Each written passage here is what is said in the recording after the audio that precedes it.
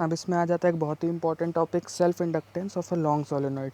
Self inductance जैसा पिछले video में बताया था, खुद के करंट चेंज की वजह से खुद के करंट चेंज में जो ओपोजिशन आता है उसको कहते हैं inductance, self inductance. Self inductance आएगा किससे? खुद की मैग्नेटिक फील्ड की वजह से। तो मैग्नेटिक फील्ड के फार्मूलाज यहाँ पर आने ज़रूरी हैं। जो लॉन्ग सोलेनॉइड का मैग्नेटिक फील्ड का फार्मूला होता है वो होता है mu naught N upon L I. N books में लिख रहा था mu naught N I. N क्या होता है?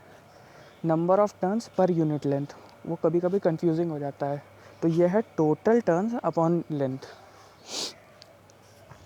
अब फाई बी मतलब मैग्नेटिक फील्ड की वजह से जो फ्लक्स जनरेट हो रहा है। इसमें बाहर के फ्लक्स को नहीं लेंगे। अगर बाहर का कुछ भी, जैसे एग्जाम में क्वेश्चन घुमा फिरा के देने के लिए लिख दिया गया कि बाहर से भी फ्लक्स आ रहा है, उसको हम लोग काउंट नहीं करेंगे, क्योंकि हम लोग सिर्फ सेल्फ इंडक्टेंस का कोफिशिएंट निकाल रहे हैं। हम लोग दूसरे के किसी भी फ्लक्स को इंक्लूड नहीं करेंगे इसमें।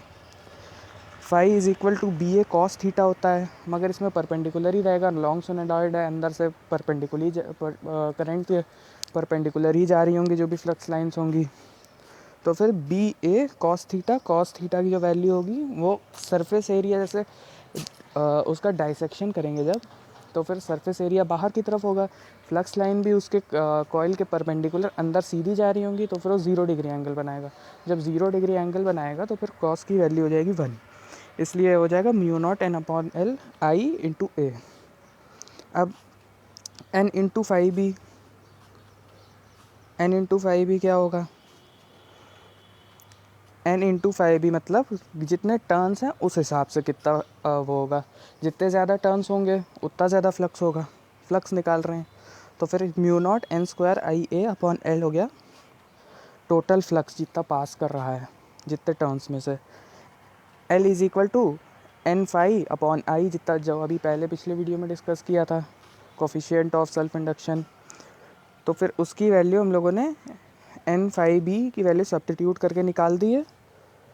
कहीं पर भी कोई सवाल आएगा तो ऐसे ही होगा, बस उससे टोटल फ्लक्स उस कॉइल से निकाल लेना होगा, उसके टर्न्स से मल्टीप्लाई कर देना होगा और एन फाइव अपॉन आई में सब्स्टिट्यूट कर देना होगा, उससे एल की वैल्यू मिल जाएगी। तो ये मिल गया हम लोगों को coefficient of self induction for a long solenoid. अब आ जाता है म्यूचुअल इंडक्शन। इसमें 2 कॉइल्स आ जाती हैं। एक कॉइल में करंट फ्लो कर रहा होता है, एक कॉइल में करंट फ्लो नहीं कर रहा होता है। जिस कॉइल में करंट फ्लो कर रहा होता है उसमें करंट को हम लोग चेंज करते हैं। करंट को हम लोग जब चेंज करते हैं तो फिर फ्लक्स चेंज होता है। फ्लक्स जब चेंज होता है तो फ्लक्स जब दूसरी कॉइल से पास कर रहा होता है वो भी चेंज होता है। जब उसमें फ्लक्स चेंज होता है तो उसमें करंट इंड्यूस हो जाता है, ईएमएफ इंड्यूस होता है। It is a phenomenon occurring between two different current carrying coils.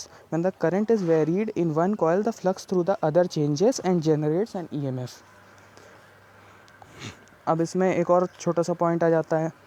जब भी फेरोमैग्नेटिक सब्सटेंस रख दिया जाता है, फेरोमैग्नेटिक सब्सटेंस में होता है क्या, खूब सारे डाइपोल्स होते हैं।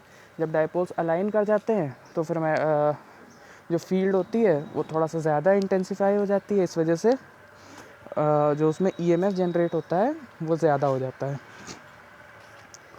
अब coefficient of mutual induction N2 φ2 is equal to I1 हमने कॉइल 1 माना है जिसमें करंट फ्लो कर रहा है। 1 is the coil in which the current is flowing और 2 वो है जिसमें करंट फ्लो नहीं कर रहा है। N2 φ2 हम लोगों ने N2 φ2 लिया है, flux passing through N turns of the second coil is directly proportional to I1, क्योंकि I1 में जितना करंट फ्लो हो रहा होगा उसी के प्रोपोर्शनल होगा दूसरे वाले में से जितना फ्लक्स जा रहा होगा। N2 φ2 is equal to MI1, proportionality sign हटाया, M is equal to N2 φ2 upon I। अब इसमें करना क्या होगा, दूसरे वाले का मैग्नेटिक फ्लक्स निकालना होगा और उसको पहले वाले में पुट कर देना होगा इस फॉर्मूला में। ये जो फॉर्मूला है इसमें दूसरे वाले का मैग्नेटिक फ्लक्स निकाल के इसके करंट से डिवाइड कर देना होगा फर्स्ट वाले में।